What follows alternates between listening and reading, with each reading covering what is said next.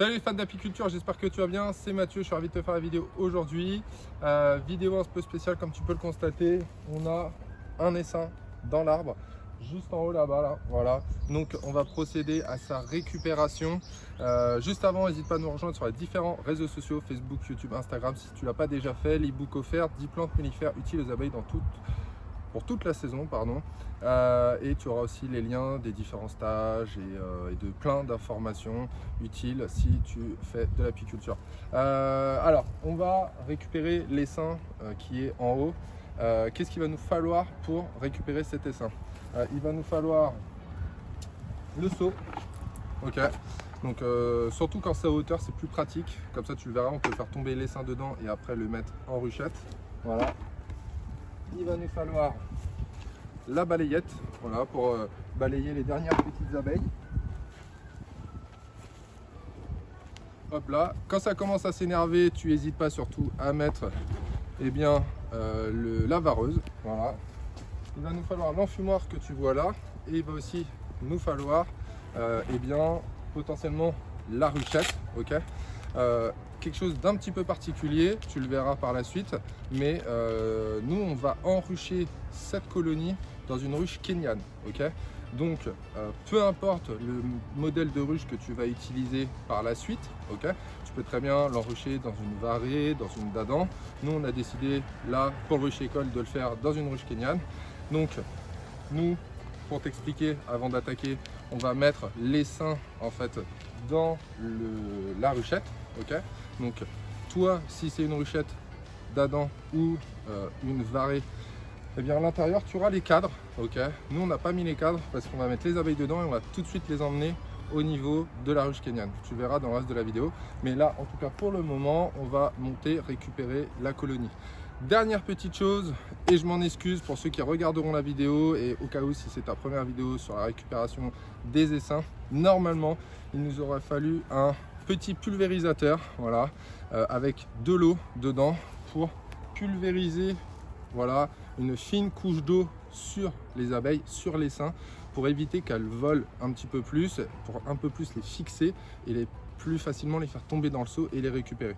On est arrivé, du moins je suis arrivé et parti surtout un petit peu vite, voilà, donc j'ai oublié ce pulvérisateur, mais tu verras, tu peux très bien faire la récupération sans le pulvérisateur à eau, mais si tu l'as, sache qu'en tout cas il faut faire une petite brume autour des abeilles, voilà, histoire de les humidifier. Il ne faut pas les noyer, surtout il faut les humidifier pour qu'elles soient un peu plus lourdes et qu'elles aient un peu plus de mal à voler pour plus facilement les mettre dans la ruchette.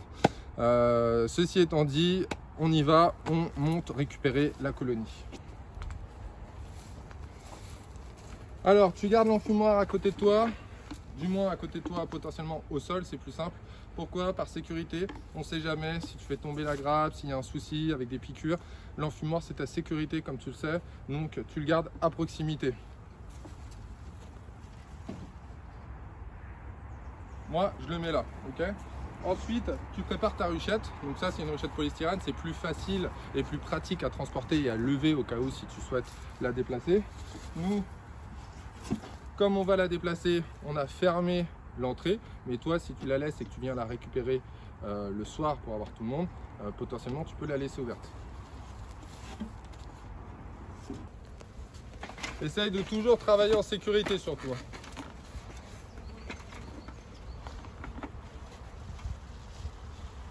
Comme tu peux le voir, elle est là. Quand tu es dans un arbuste, un petit buisson, tu peux couper la branche et directement la mettre dedans. Sinon tu vas utiliser la technique que je vais faire, c'est-à-dire de secouer la colonie en fait pour les faire tomber dedans.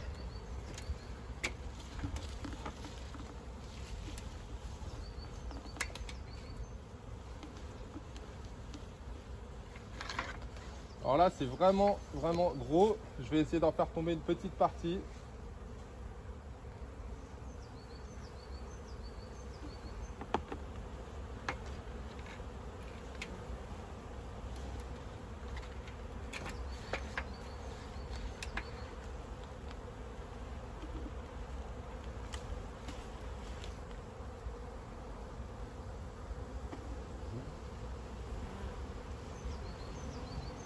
Un, 2, 3.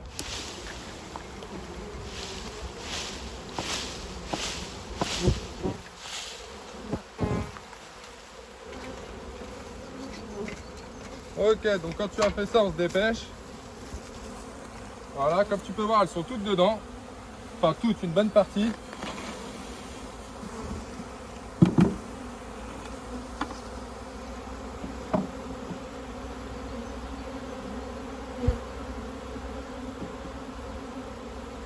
Donc là, ce qui va se passer, tu vas avoir des abeilles qui vont sortir, ok. Ce qu'elles vont faire, si la reine est à l'intérieur, elles vont ressortir et battre le rappel, ok.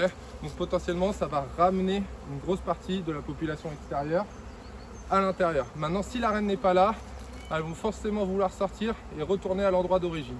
Ou alors, là est située la reine, si tu la fais tomber par terre, ok.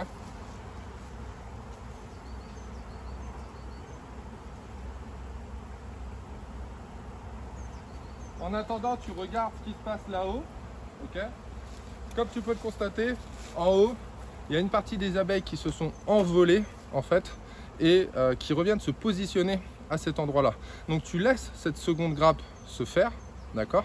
Et une fois qu'elle s'est refaite, tu remontes et tu ressecoues l'arbre pour récupérer ce qui reste.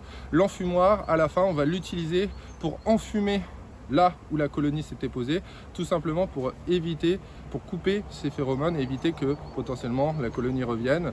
Voilà, ça éviterait un souci de second essaimage. Donc moi en tout cas, je réenfume l'endroit. Voilà.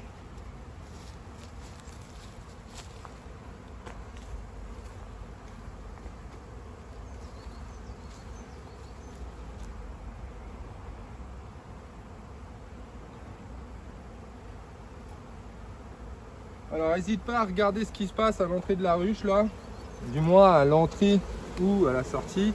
Il faut que tu essayes de regarder, voir si les abeilles elles font ce qu'on appelle battre le rappel. Donc c'est-à-dire qu'elles vont lever les fesses, un petit peu comme celle-ci ou comme celle-là, voilà. Comme celle-ci, là on a un super exemple ici, voilà. Les fesses de l'abeille sont totalement levées, voilà. Et tu vas avoir un petit point blanc à l'arrière, ce qu'on appelle la glande de Nazanov. Et cette glande-là permet en fait, c'est un marqueur, c'est un traceur en fait, c'est une odeur qui permet aux abeilles de dire au reste de la colonie, la maison est ici, tout le monde est à l'intérieur, ou du moins une grande partie sont à l'intérieur et surtout la reine. On a trouvé un endroit sympa, une maison sympa, donc venez, rejoignez-nous, on est là. Donc, eh bien, en fait, elle communique avec le reste de la colonie. Qui sont en vol autour de cette ruchette pour leur dire rentrez, c'est bon, on a trouvé une maison.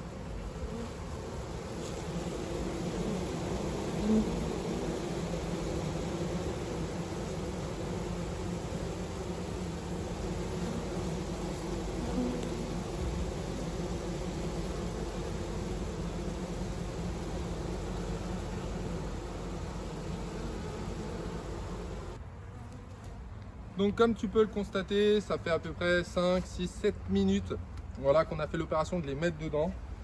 Comme tu peux le voir, on n'a pas énormément de sorties, voire je dirais quasiment pas. Tu vois, les abeilles restent fixées à ce niveau-là. Donc c'est signe en tout cas que la reine est à l'intérieur et qu'elle ne cherche pas à repartir. En attendant, comme je te le disais, on regarde là-haut, il y a une partie de la grappe qui s'est reformée. D'accord, donc c'est normal. Tu aurais eu un petit peu moins d'abeilles qui se seraient reformées à cet endroit-là si on avait pu pulvériser un petit peu d'eau. Mais comme tu peux le constater, même si tu n'as pas le pulvérisateur, voilà, c'est pas une fin en soi. Tu n'es pas obligé de te dire ok, il faut que je reparte à la maison chercher. Non, tu peux quand même récupérer. C'est juste que ça mettra un peu plus de temps. D'accord. Donc en attendant qu'on fait ça, on place, on place pas, c'est les abeilles remontent pour celles qui ont volé. Au niveau de l'essaim d'origine, et les abeilles là, si tu as la possibilité, ok, là on vient de les positionner là, nous on va juste les mettre sur le côté, on va les mettre à l'ombre, ok, parce que là il fait quand même un petit peu chaud, donc on va éviter que ça pousse de trop. Et moi en attendant, je remonte et j'essaie de récupérer le reste des abeilles.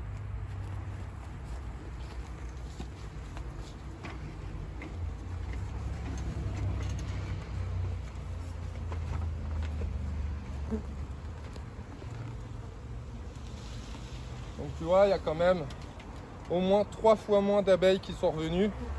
Donc c'est quand même bon signe.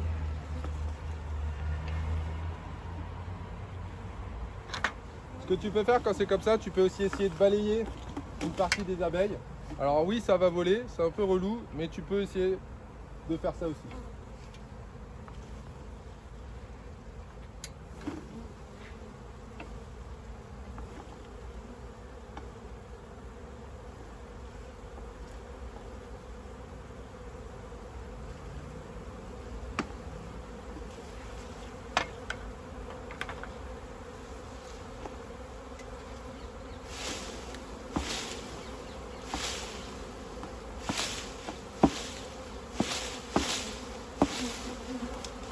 Ok, on descend rapidos. Forcément, tu as des abeilles qui vont repartir. Et là, on réouvre.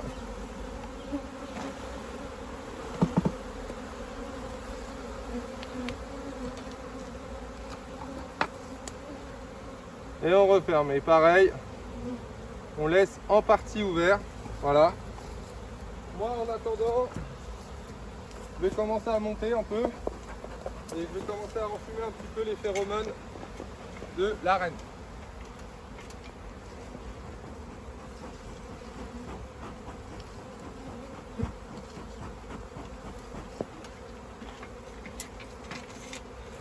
Alors attention, hein.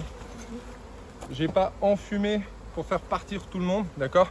J'ai enfumé légèrement pour déjà couper une partie de ces phéromones, ok? Là, on va quand même avoir des abeilles qui vont revenir se poser, donc celles qui sont entre guillemets parties, qui ont volé au moment où j'ai secoué la branche. On va en avoir. Donc cette manipulation, tu peux la recommencer. Là, ça fait 2 fois.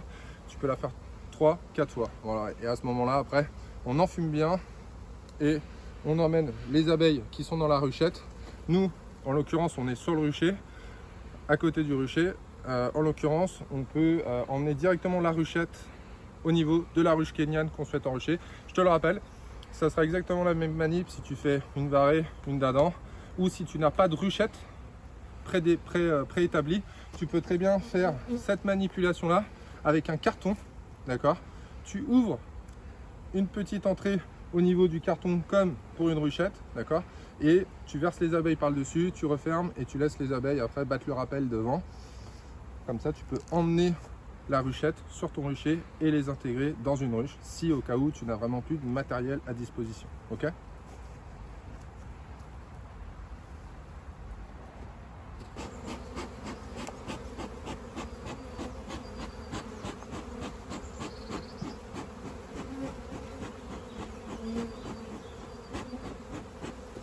Donc comme tu peux le constater, là j'ai enfumé abondamment pour couper les phéromones, justement pour ralentir le fait que les abeilles viennent se poser ici. Donc elles vont se dispatcher, on est à côté du rucher, elles vont retourner sur certaines ruches.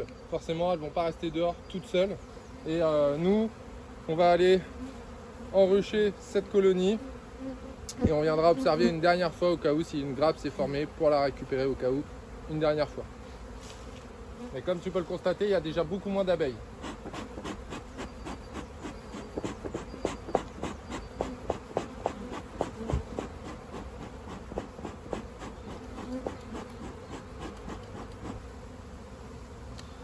Voilà, ça va être la fin de la vidéo. Maintenant, 2 possibilités pour toi. Soit tu es dans ton rucher ou à proximité, vraiment à pied, à je dirais 30 mètres, 50 mètres de ton rucher. Et à ce moment-là, tu peux récupérer ta ruchette, foncer au rucher et l'intégrer dans une ruche. Je te le disais tout à l'heure, soit une varée, soit une dadan, soit une kenyane, soit une rucheton, peu importe le modèle de ruche, ok?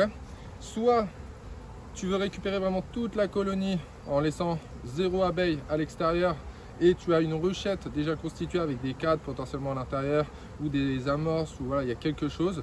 À ce moment-là, tu peux laisser ta ruchette à l'ombre, prévenir les locataires ou les propriétaires, du moins les personnes qui t'ont contacté, en leur disant voilà, j'ai laissé les abeilles ici, il y en a qui vont voler encore pendant la journée ou pendant l'après-midi, mais moi, quand la nuit sera tombée, je viendrai récupérer la ruchette, la fermer et la ramener sur mon rucher. Ok? Attention, vraiment, il faut vraiment que tu attendes qu'il fasse vraiment nuit pour venir les récupérer. Si tu veux récupérer la totalité et pas en laisser quelques-unes à côté. Là, on est vraiment à proximité du rucher, donc forcément les abeilles ne vont pas rester seules à l'extérieur. Elles vont après se répartir sur les ruches à proximité. Donc nous là, on va récupérer la ruchette telle quelle. On va l'emmener sur notre rucher. Ça fera eh bien, l'occasion de nous revoir sur la prochaine vidéo qui sera sur le thème de l'enruchement d'une ruche kenyane, donc qui va sortir, je pense, d'ici quelques jours après cette vidéo. Donc reste bien attentif si tu veux voir cet enruchement de ruche kenyane. Nous, eh bien, on te laisse, on te souhaite une belle saison. Si tu l'as pas déjà fait, n'oublie pas de télécharger l'ebook offert dans la description avec les différents liens de la vidéo. Le pouce bleu, non, là c'est noir de l'autre côté, mais il y a un pouce bleu. Si tu veux, n'hésite pas à liker, à partager la vidéo si elle t'a plu. Et voilà, ne t'arrête pas, voilà, un frein potentiellement. Tu te dis, ok, j'ai oublié le pulvérisateur à eau, zut, faut que je rentre à la maison, je peux pas récupérer la colonie. Non, tu peux récupérer. Après, tu peux faire du système D. Si tu n'as plus de ruchette, s'il n'y a plus de matériel à disposition, c'est pareil. Tu peux toujours te faire dans un carton une ruchette pour récupérer une colonie, la déplacer et l'intégrer dans une ruche. Nous, c'est exactement le même cas de figure. Là, on est juste sur une ruchette polystyrène, mais en l'occurrence, on ne va pas l'intégrer là-dedans. On va la mettre dans une ruche kenyane. Allez, fin de la vidéo. Je vous dis tous à bientôt sur une prochaine vidéo. Ciao, ciao.